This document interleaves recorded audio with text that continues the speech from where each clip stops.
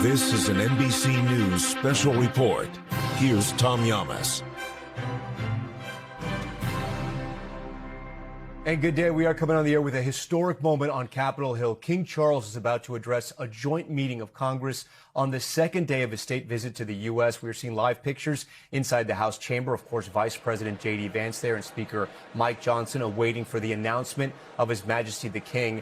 He's just the second British monarch ever to address Congress. His mother, Queen Elizabeth II, did so in 1991. The King is expected to focus on the shared democratic values between the U.S. and the U.K., reaffirming the importance of the so-called special relationship. Despite recent disagreements, President Trump is not in attendance this afternoon, though he welcomed the King to the White House in a formal ceremony yesterday and, of course, again this morning. We also expect the King to address Saturday's shooting at the White House Correspondents' Dinner. NBC News Chief Capitol Hill correspondent Ryan Nobles joins us from inside the House chamber. Ryan, I'll let our viewers know that at any moment we're awaiting the House Sergeant-at-Arms William McFarland to announce the arrival of the King, and we will take that moment live.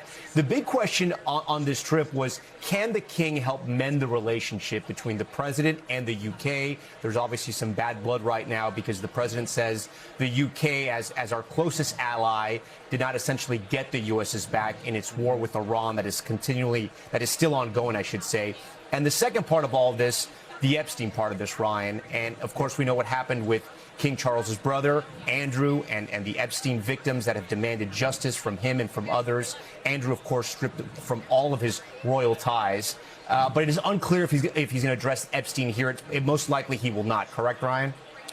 Yeah, we're not expecting that today, Tom. In fact, the King has gone out of his way not to address that subject at all, at least publicly, during his visit here to the United States. And so we do not expect it to come up during this speech here in the next couple of minutes. But what we do expect is for a bit of a charm offensive, and that's generally what the King's responsibility is when he makes trips like this to foreign countries, particularly here to the United States, to reaffirm the shared values between the United States and the United Kingdom. And we've already seen him doing that. He was here earlier in the day, held a joint meeting with the Republican and Democratic leadership from both the House and Senate. And in this speech here today, he's expected to especially hone in on the long-term relationship that the two countries have had, the shared values, and the future that he hopes the two countries can forge together going forward. There's a couple of things to look for over the course of this speech, Tom, that will be a bit different than a State of the Union, which is normally the type of big speech that we're accustomed to seeing in this chamber. Yes, both members of the House and Senate will be in the room for this speech, but different from a presidential address will be that the King's spouse, Queen Camilla, is expected to join him as he processes through the chamber, and she will actually be seated on the dais, different than what we've seen with State of the Unions, where the presidential spouse, the First Lady, would be sitting in the gallery and would watch the speech from up above. There's also some question as to whether or not what type of greeting King Charles will receive as he walks down into the chamber. When his mother, Queen Elizabeth, addressed this body back in 1991, she walked down the middle of the aisle and no one shook her hand. It was thought not to be appropriate, that was breaking with protocol. Now, we see King Charles willing to shake people's hands in other settings. Will the members of Congress take the opportunity to try and attempt to shake his hand as he enters the chamber here in the next few minutes? That's an open question. And then one other thing I think will be important to watch here today is that this room, particularly for big speeches like this, Tom, has been an incredibly divisive place. Going back through basically the beginning of the Trump administration, it carried through the Biden administration, and now through the second Trump administration. When the president has addressed this body, it is very polarized. Half of the chamber sits with their hands glued to their seats. They do not stand. They rarely clap throughout the entire speech, while the other side of the chamber is on their feet applauding at almost every single line the president delivers. It will likely be a much different setting here. We have not really seen a unified chamber in this sense, perhaps going back to when the Ukrainian President Volodymyr Zelensky addressed this body towards the beginning of the war with Russia, where at that point he had unified unified support amongst Republicans and Democrats from American support in that war effort. We do expect there to be a very warm reception for King Charles, despite those disagreements that you talked about at the top of this broadcast. These members of Congress, both Republican and Democrat, understand how important that relationship is, both economically and from a national security perspective. And we do expect them to greet King Charles warmly, and that they will respond pretty affirmatively to most of the things that he has to say in this speech. And we expect him to be very subtle. King Charles has a very different political style than Donald Trump. The remarks that he has, you're going to have to, in some ways, read between the lines to see the point that he's trying to make, Tom. Yeah, Ryan, I will say, just from judging from the camera shots that we're seeing in the different angles we just heard, we're going to pause for a moment. Let's listen in. Third and Queen Camilla.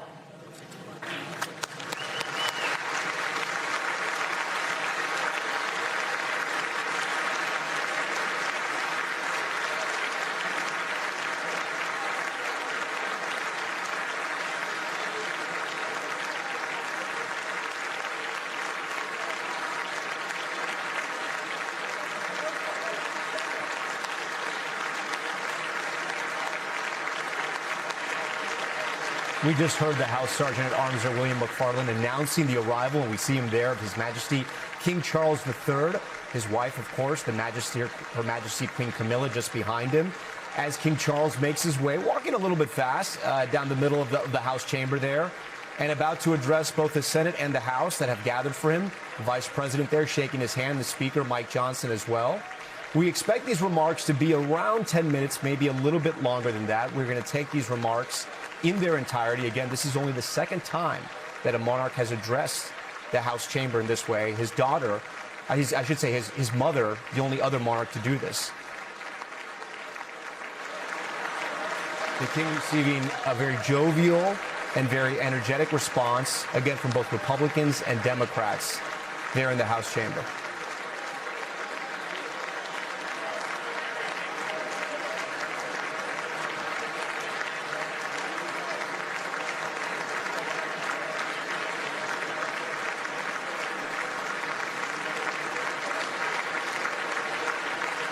The king looking to take it all in here as before he begins his remarks.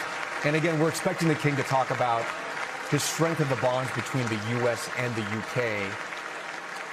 and in some ways hoping to restore those bonds. Let's listen in.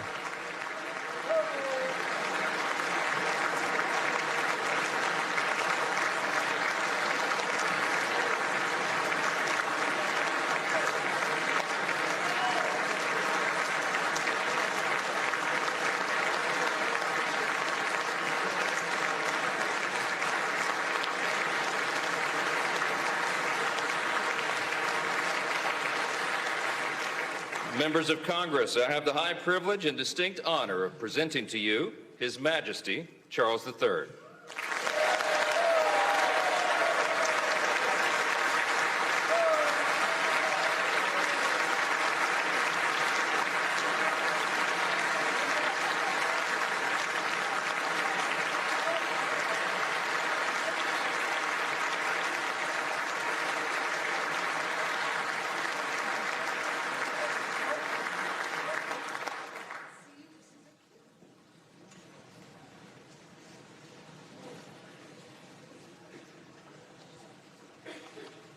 Mr. Vice President, Mr. Speaker, members of Congress, representatives of the American people across all states, territories, cities, and communities.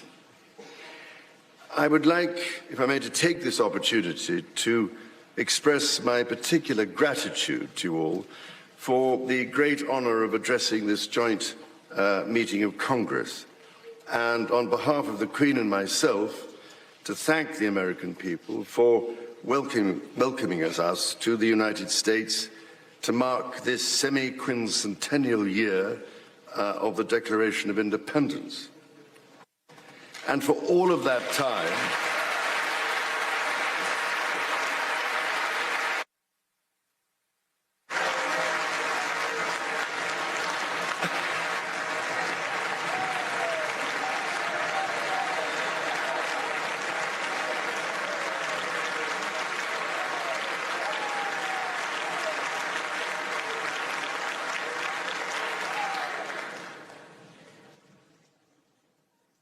And for all of that time, our destinies as nations have been interlinked. As Oscar Wilde said, we have really everything in common with America nowadays, except, of course, language. So, ladies and gentlemen, we meet in times of great uncertainty, in times of conflict from Europe to the Middle East, which pose immense challenges for the international community and whose impact is felt in communities the length and breadth of our own countries. We meet, too, in the aftermath of the incident not far from this great building that sought to harm the leadership of your nation and to foment wider fear and discord. Let me say with unshakable resolve, such acts of violence will never succeed.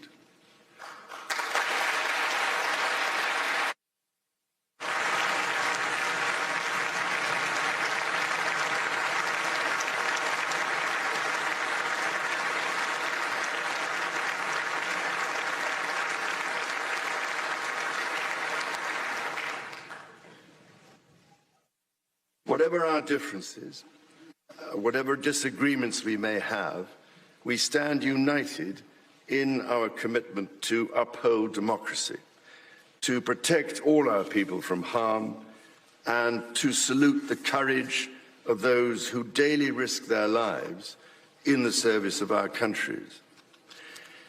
Standing here today, it is hard not to feel the weight of history on my shoulder, because the modern relationship between our two nations and our own peoples spans not merely 250 years, but over 4 centuries. It is extraordinary to think that I am the 19th in our line of sovereigns to study with daily attention the affairs of America. So I come here today with the highest respect for the United States Congress, this citadel of democracy created to represent the voice of all American people to advance sacred rights and freedoms. Speaking in this renowned chamber of debate and deliberation, I cannot help but think of my late mother, Queen Elizabeth, who in 1991 was also afforded this signal honor and similarly spoke under the watchful eye of the Statue of Freedom above us. Today, I am here on this great occasion in the life of our nations to express the highest regard and friendship of the British people to the people of the United States. Now, as you may know, when I address my own Parliament at Westminster, we still follow an age-old tradition and take a Member of Parliament hostage, holding him or her at Buckingham Palace until I am safely returned. These days, we look after our guests rather well, to the point that they often do not want to leave. I don't know, Mr. Speaker, if there were any volunteers for that role here today. As I look back across the centuries, Mr. Speaker, there emerge certain patterns, certain self-evident truths from which we can learn and draw mutual strength. With the spirit of 1776 in our minds, we can perhaps agree that we do not always agree, at least in the first instance. Indeed, the very principle on which your Congress was founded, no taxation without representation, was at once a fundamental disagreement between us, and at the same time a shared democratic value which you inherited from us. Ours is a partnership born out of dispute, but no less strong for it. So perhaps in this example, we can discern that our nations are in fact instinctively like-minded, a product of the common democratic, legal, and social traditions in which our governance is rooted to this day. Drawing on these values and traditions, time and again, our two countries have always found ways to come together. And by Jove, Mr. Speaker, when we have found that way to agree, what great change is brought about, not just for the benefit of our peoples, but of all peoples. This, I believe, is the special ingredient in our relationship. As President Trump himself observed during his state visit to Britain last autumn, the bond of kinship and identity between America and the United Kingdom is priceless and eternal. It is irreplaceable and unbreakable.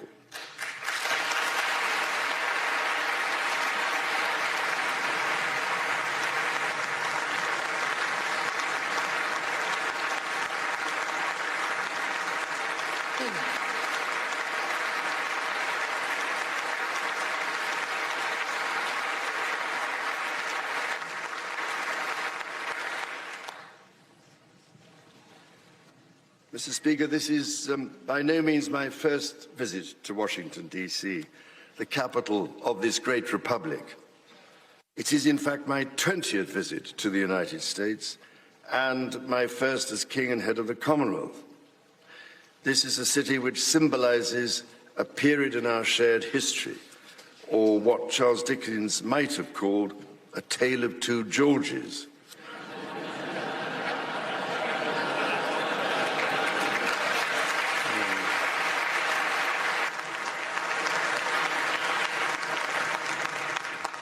First President George Washington and my 5 times great-grandfather, King George III. King George, as you know, never set foot in America, and please rest assured, ladies and gentlemen, I am not here as part of some cunning rearguard action.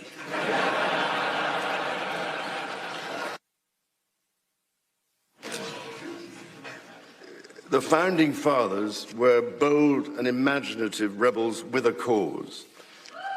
250 years ago, or as we say in the United Kingdom, just the other day,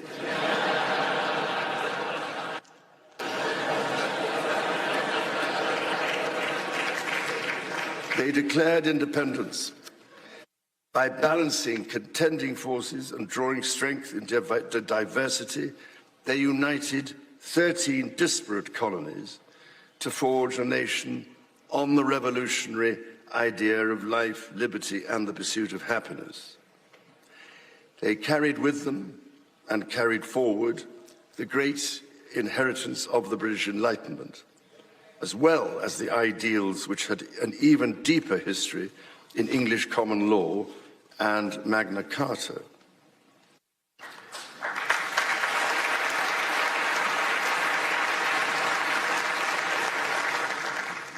These roots run deep, and they are still vital.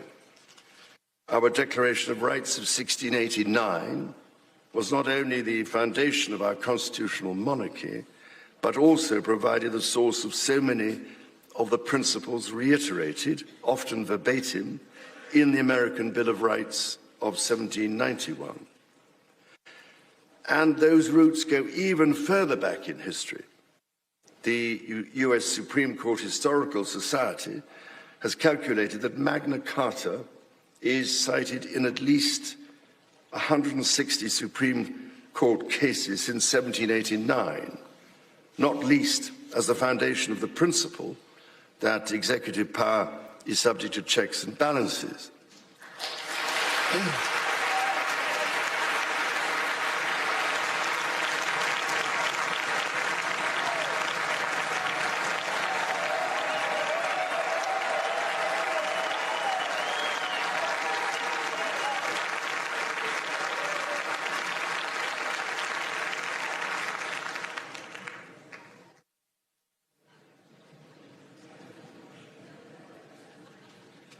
This is the reason why there stands a stone by the River Thames at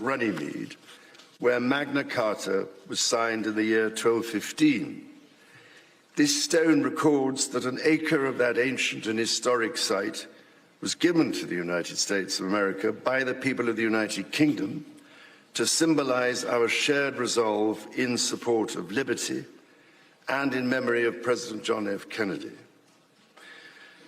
Distinguished members of the 119th Congress, it is here in these very halls that this spirit of liberty and the promise of America's founders is present in every session and every vote cast, not by the will of one, but by the deliberation of many, representing the living mosaic of the United States. In both of our countries, it is the very fact of our vibrant, diverse, and free societies that gives us our collective strength, including to support victims of some of the ills that so tragically exist in both our societies today. And, Mr. Speaker, for many here, and for myself, the Christian faith is a firm anchor and daily inspiration that guides us, not only personally,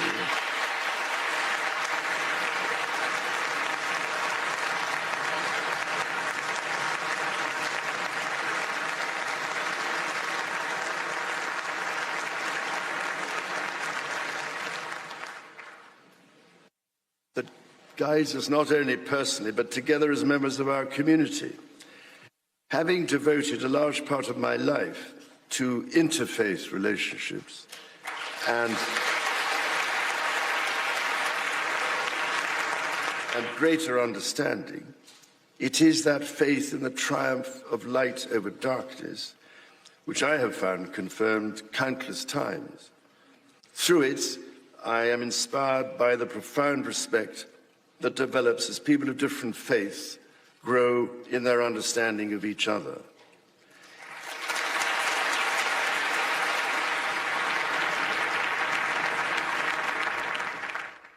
It is why, which is my hope, my prayer, that in these turbulent times, working together and with our international partners, we can stem the beating of plowshares into swords.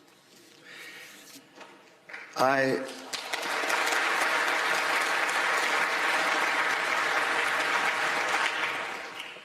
am mindful that we are still in the season of Easter, the season that most strengthens my hope. It is why I believe with all my heart that the essence of our two nations is a generosity of spirit and a duty to foster compassion, to promote peace, to deepen mutual understanding, and to value all people of all faiths and of none.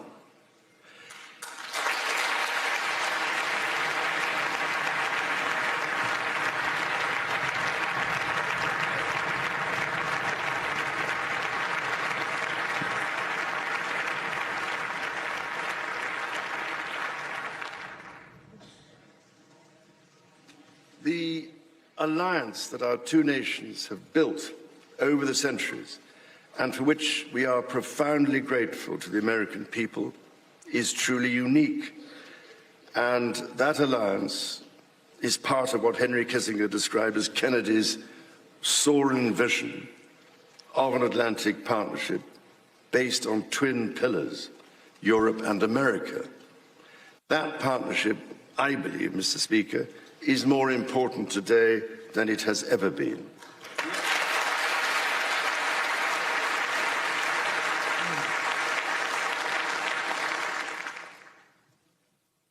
The first reigning British sovereign to set foot in America was my grandfather, King George VI.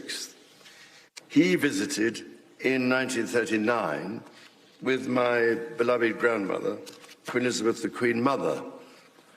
The forces of fascism in Europe were on the march, and sometime before the United States had joined us in the defense of freedom, our shared values prevailed.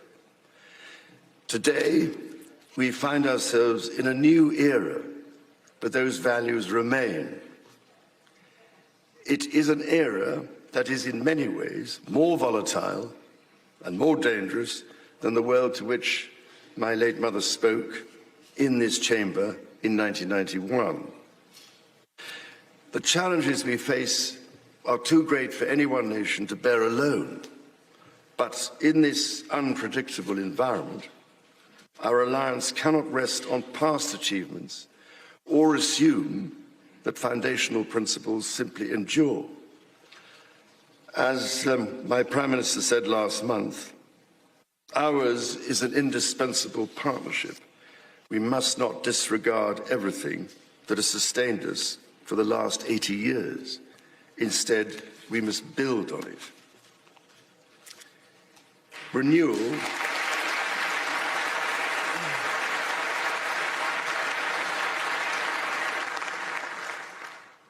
Renewal today starts with security. The United Kingdom recognizes that the threats we face demand a transformation in British defence. That is why our country, in order to be fit for the future, has committed to the biggest sustained increase in defence spending since the Cold War, during part of which, over 50 years ago, I served with immense pride in the Royal Navy, following in the naval footsteps of my father, Prince Philip, Duke of Edinburgh, my grandfather, King George VI, my great-uncle, Lord Mountbatten, and my great-grandfather, King George V.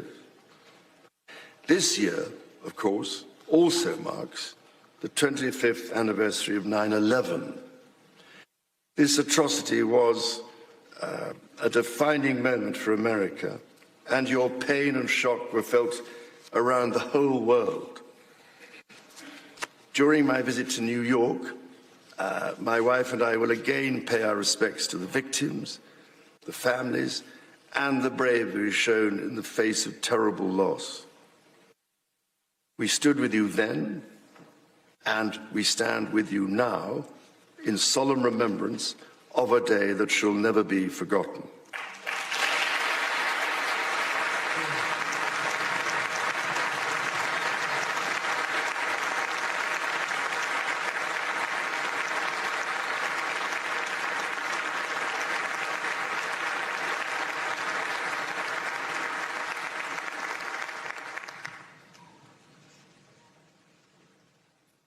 In the immediate aftermath of 9/11, when NATO invoked Article 5 for the first time, and the United Nations Security Council was united in the face of terror, we answered the call together, as our people have done so for more than a century, shoulder to shoulder through 2 world wars, the Cold War, Afghanistan, and moments that have defined our shared security. Today, Mr. Speaker, that same unyielding resolve is needed for the defence of Ukraine and her most courageous people.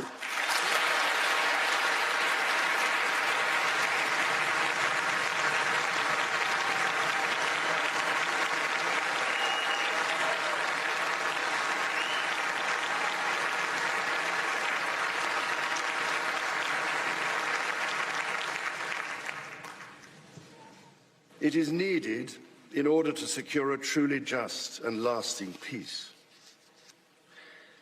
From the depths of the Atlantic to the disastrously melting ice caps of the Arctic, the commitment and expertise of the United States Armed Forces and its allies lie at the heart of NATO, pledged to each other's defence, protecting our citizens and interests, keeping North Americans and Europeans safe from our common adversaries. Our defence, intelligence and security ties are hardwired together through relationships measured not in years, but in decades. Today, thousands of US service personnel, defence officials and their families are stationed in the United Kingdom, as British personnel serve with equal pride across 30 American states. We are building F-35s together, and we have agreed the most ambitious submarine program in history, AUKUS.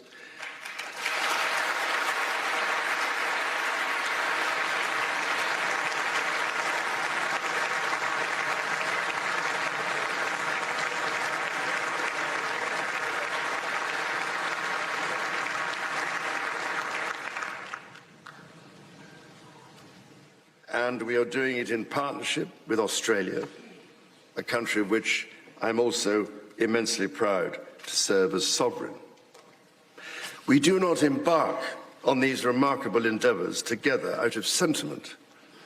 We do so because they build greater shared resilience for the future, so making our citizens safer for generations to come. Our common ideals were not only crucial for liberty and equality, they are also the foundation of our shared prosperity. The rule of law, the certainty of stable and accessible rules, an independent judiciary resolving disputes and delivering impartial justice. These features created the conditions for centuries of unmatched economic growth in our two countries.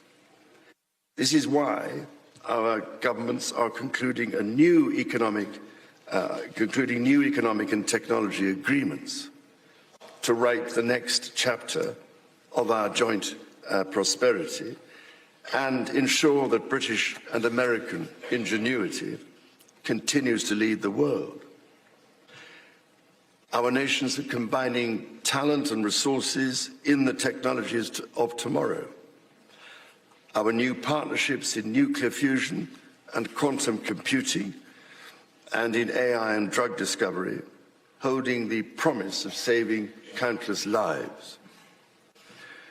More broadly, we celebrate the $430 billion in annual trade that continues to grow, the $1.7 trillion in mutual investment that fuels that innovation, and the millions of jobs on both sides of the Atlantic, supported across both economies.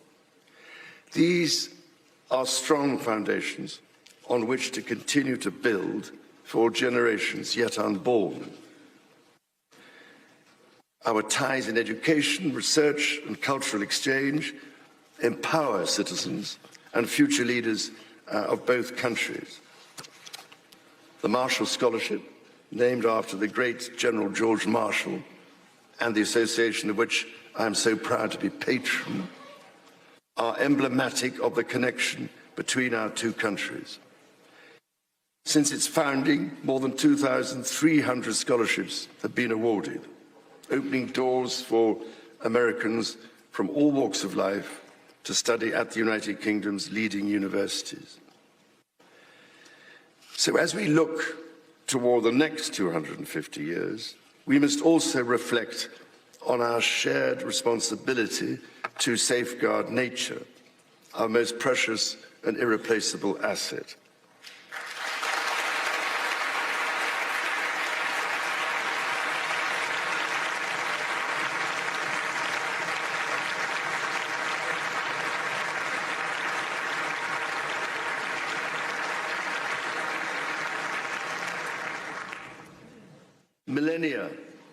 Millennia before our nations existed, before any border drawn, the mountains of Scotland and Appalachia were one, a single continuous range forged in the ancient collision of continents.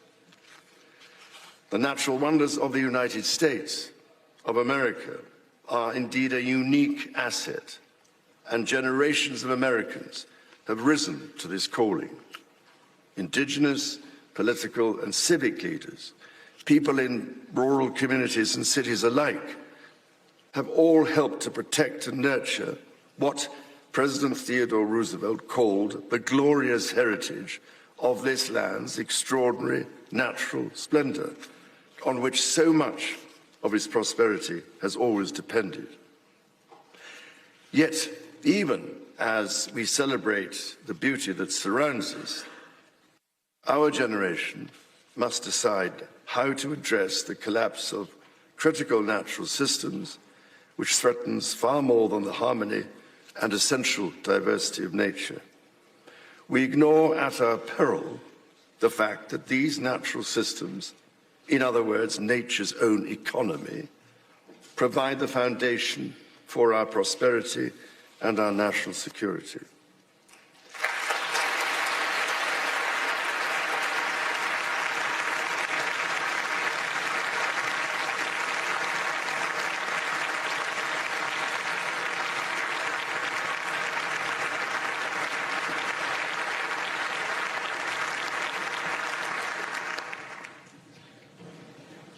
The story of the United Kingdom and the United States is at its heart a story of reconciliation, renewal, and remarkable partnership. From the bitter divisions of 250 years ago, we forged a friendship that has grown into one of the most consequential alliances in human history. I pray with all my heart that our alliance will continue to defend our shared values with our partners in Europe and the Commonwealth and across the world. And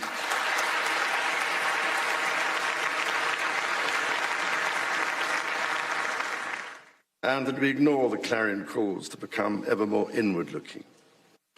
Mr. Speaker, Mr. Vice President, distinguished ladies and gentlemen, America's words carry weight and meaning, as they have since independence. The actions of this great nation matter even more.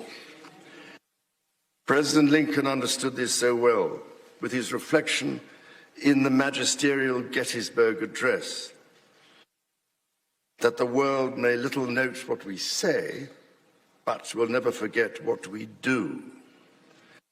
And so to the United States of America, on your 250th birthday, let our two countries rededicate ourselves to each other in the selfless service of our peoples and of all the peoples of the world. God bless the United States, and God bless the United Kingdom.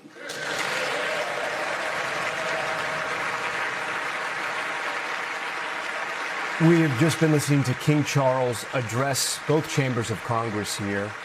And as the first rule of public speaking, know your audience, King Charles did his homework. He was eloquent, he was funny, he was thoughtful, and he was incredibly respectful, starting his comments by saying, the United States Congress, the citadel of democracy, created to represent the voices of all American people to advance sacred rights and freedoms. And then later getting a standing ovation when he said the bond of kinship between the U.S. and the U.K. is priceless and eternal, is irreplaceable and unbreakable. There were several moments of standing ovations here throughout his speech. The King trying to reaffirm those strong bonds between his country, the UK, and of course, the United States as well. And as I bring in Ryan Nobles here, who listened to the speech as well there on Capitol Hill, I wonder, Ryan, if he was sending a subtle message, and maybe not so subtle message, to our president, when he said America's words carry weight and meaning, and they have since the independence. The actions of this great nation matter even more. I don't see how you could not interpret it as such, Tom, and I have to say, being in the room, and it may not have been picked up if you were watching at home on television, when he said those two lines, there was a hush, almost gasp, you would describe, from the Democratic side of the chamber in that moment. That clearly resonated with certain members of Congress in the room. And then when he drove that point home by referencing President Lincoln and the Gettysburg Address, saying that the world may little know what we say, but will never forget what we do. That was as powerful a moment, I think, as anything that he gave over the course of that roughly 25-minute speech. And there were multiple opportunities for him to use his subtle nature to drive home a point. Right before that section that you had brought up, Tom, he talked all about how the United Kingdom and the United States need to reinforce their alliance, and that they will continue to defend our shared values with partners in Europe and the Commonwealth across the world, and that they ignore the clarion calls to become ever more inward looking, which of course has been a degree of criticism for the Trump administration at different points. The other thing I think is a very interesting thing to point out, which you may not realize if you were watching at home, I had the prepared remarks in front of me, that the King did not at any point stray even a syllable away from the remarks that he had prepared to deliver here in this chamber. A very much a different approach than what we see from Donald Trump or even any other president. Bill Clinton was known to stray from his script from time to time to drive home a point. Even when he was interrupted by applause or laughter, Tom, he would go immediately right back to where he was in his prepared remarks. Just kind of an indication of the type of public speaker he is and the type of public figure he is, that he had a very specific plan in mind, a very specific message that he wanted to send, and he did not deviate from that goal even a little bit over the course of this speech, Tom. He showed no sign of nervousness, and when he concluded the speech, Ryan, both Republicans and Democrats were reaching across the aisle, quite literally, to shake his hand, to shake the Queen's hand as well.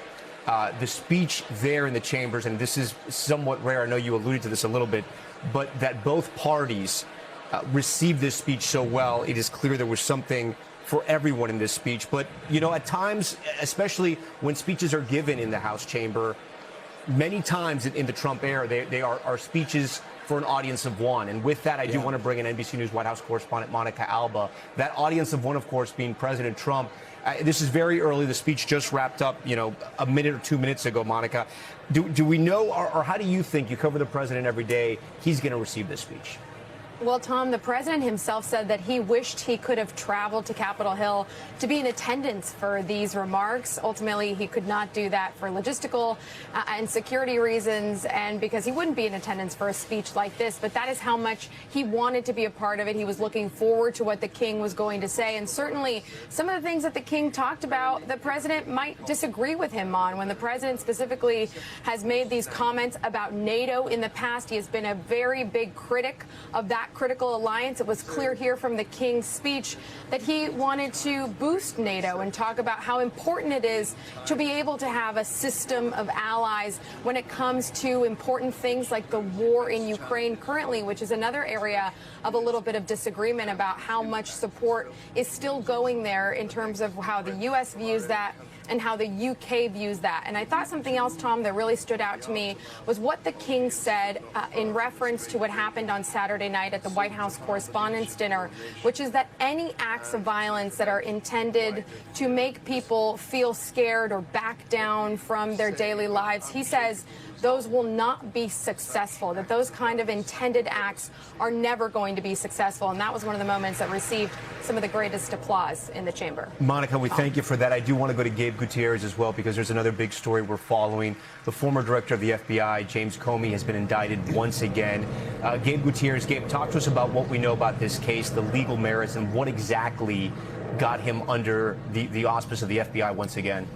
Well, Tom, we're still waiting for several details from the Department of Justice about the charges, the exact charges against him. But this all is related to this Instagram post back in May of 2025 that James Comey put on his account. That's according to two sources familiar with the matter. In that Instagram post, he posted a picture of seashells. You see it right there. The number is 8647.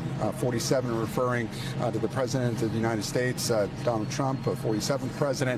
86, that is up for interpretation. Supporters of the president have interpreted that as a threat. 86 referring to potentially kill the president. For his part, James Comey says that he did not intend that. He took the photo down, and that number 86 has been used in a number of other contexts. For example, in restaurants, when an item is sold out, it can be interpreted to get rid of. So that is apparently what this case boils down to. Again, we're still waiting for more details from the DOJ, but this all comes, Tom, after this is the second time that Comey has been indicted. The DOJ indicting him over allegedly lying to Congress back in 2020. That case was dismissed because a judge ruled that the U.S. attorney who signed off on that indictment was unlawfully appointed. So far, we have not had any comment from James Comey on this latest indictment. But again, we're just learning that just a short time ago, according to two sources, that the federal grand jury in North Carolina, which is where Comey has his beach house, has returned an indictment against the former FBI director, Tom. All right, Gabe, we thank you for that. That's going to conclude this NBC News special report. We're going to have much more ahead on NBC News Daily and on our streaming network, NBC News Now, online at NBCNews.com always. I'll have a full wrap-up tonight on Nightly News. I'm Tom Llamas reporting from New York tonight. We thank you for watching.